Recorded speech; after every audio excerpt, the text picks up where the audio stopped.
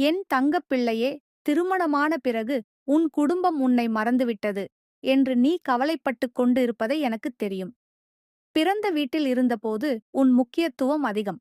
ஆனால் திருமணமான பிறகு அங்கு இருந்த இடம் மாறிவிட்டது என்று நீ உணர்கிறாய்.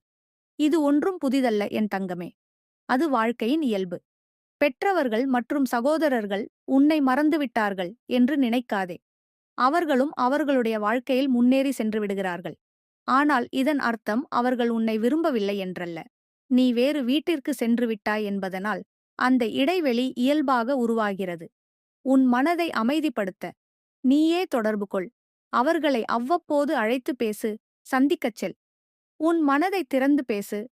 உன் அப்பா அம்மாவிடம் உன் உணர்வுகளை பகிர்ந்து கொள். அவர்கள் உன்னை புரிந்து கொள்வார்கள். அவர்களை நினைத்துக் கொண்டே இரு. நீ அவர்களைப் பிரிந்தாலும் அவர்கள் உன் நலனை நினைத்துக் கொண்டே இருப்பார்கள்.